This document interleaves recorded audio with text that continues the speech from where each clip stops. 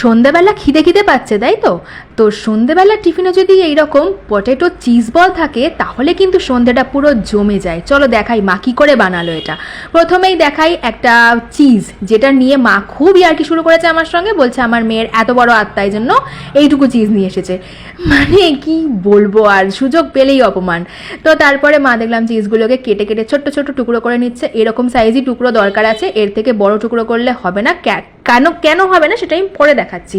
তো রেখে দিলাম আবার ফ্রিজে, যেহেতু বাইরে রাখলে গলে যাবে। তারপরে আলু দেখছি এমন সেদ্ধ হয়েছে যে ওপরের গার্ডার মানে ঢাকনার গার্ডার অবধি খুলে গেছে। যাই হোক, আলুটা ভালো করে ছাড়িয়ে নিচ্ছে। আর দেখলাম দুটো কাঁচা লঙ্কাও আমার সেদ্ধ দিয়েছে।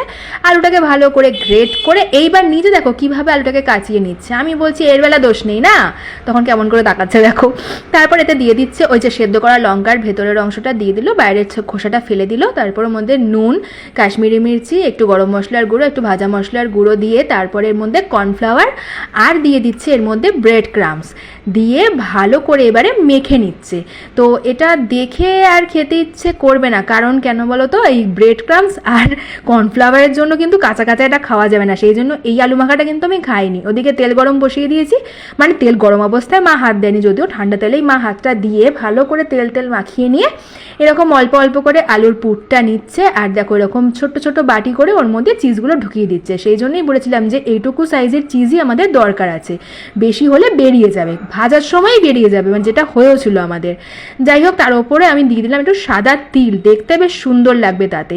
এরকম নাড়িয়ে পুরো তিলটা একদম মাখিয়ে নেওয়ার চেষ্টা করছি, কিন্তু এত বেয়াদব তিল কিছুতেই লাগছে না। যাই হোক, তারপরে মা ওটা লাগিয়ে দিল ভালো করে। আর এবার গরম তেলের মধ্যে সবগুলোকে ছেড়ে দিয়েছে। আর তারপর ভাজতে ভাজতে এগুলোর কালার দেখো এসেছে শুধু, মানে পুরো পান্তুয়া লাগছে। ওপরে যদি তিলগুলো না থাকতো যে কেউ দেখলে বলতো এগুলো পান্তুয়া। আমার তো তাই মনে হচ্ছিলো, কিন্তু তিলগুলো দেওয়ার জন্য কিন্তু আরও দেখতে বেশি সুন্দর লাগছিলো। তো ফার্স্ট পার্ট আমি ভেজে নিয়েছি, পরের পার্টটা মা ভেজেছে। আর তারপরে একটা ফ্রাইং প্যানের মধ্যে কিচ্ছু না, জাস্ট টমেটো সস আর চিলি সস দিয়ে হালকা গরম করে দিয়ে দিলাম ওই বলসগুলো, দিয়ে এইভাবে টস করে নিলেই পুরো রেডি আমাদের চিকেন বলছি, দ্যাট পটেটো চিজ বল। হ্যাঁ, এটা চিকেন দিয়েও করা যায়, যদিও আমিও একবার করে খাবো আর তোমাদেরকেও দেখাবো সেটা। চলো এবারে খাই, আর তো অপেক্ষা করা যাচ্ছে না চিজটার জন্য মেনলি, কারণ যেই না আমি কেটেছি চিজগুলো পুরো গলে গলে পড়ছে ভেতর থেকে। আর মাকে বললাম তুমি খেয়ে বলো তো কেমন হয়েছে।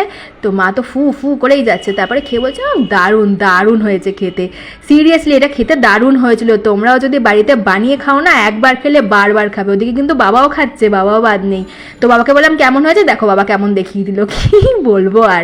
আর এই চিজটা আমি বারবার করে দেখাচ্ছি তার কারণ এই যে গলে গলে পড়ছে, এই ব্যাপারটা দেখতে আমার ভীষণ ভালো লাগছে। আর হ্যাঁ, খেতে তো দারুণ হয়েছিল, তোমরাও বাড়িতে বানিও।